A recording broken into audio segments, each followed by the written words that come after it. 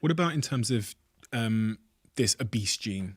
I read in chapter 2 of your book that there is a gene for obesity. There are more than 1,000 genes for body weight. The obese gene in chapter 2, which I talk about, is this leptin gene, is this gene which lets your brain know how much fat you have.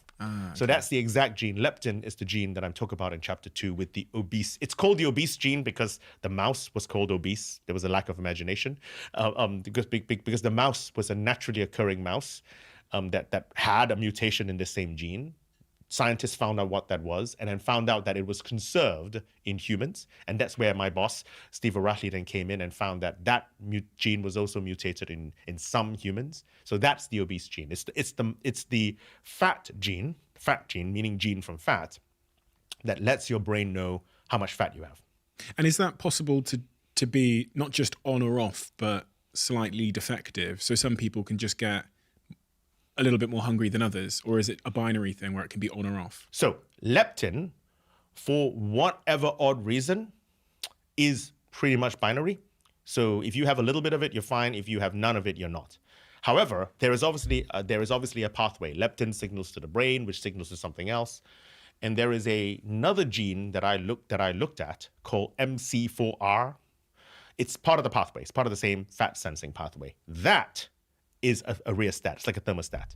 And so, for example, we have found thousands of different mutations in this gene. And you can imagine that depending on the severity of the dysfunction, some are completely dead, some are 70% functional, we can predict how much someone will eat in a test buffet meal scenario if they have a 50% functioning gene versus a 0 functioning gene.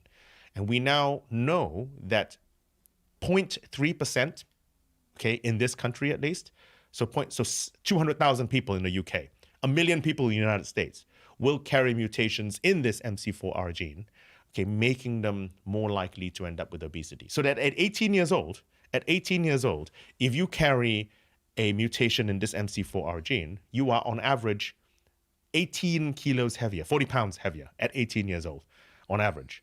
And that's 200,000 people in this country. So it's not super common, right? It's still 99.7% of the people's body weight's not determined by this. But there are a lot of people's body weights who are dependent on this specific gene. But it is a tunable system. So it's a little bit or a lot means that you are either slightly heavier or a lot heavier.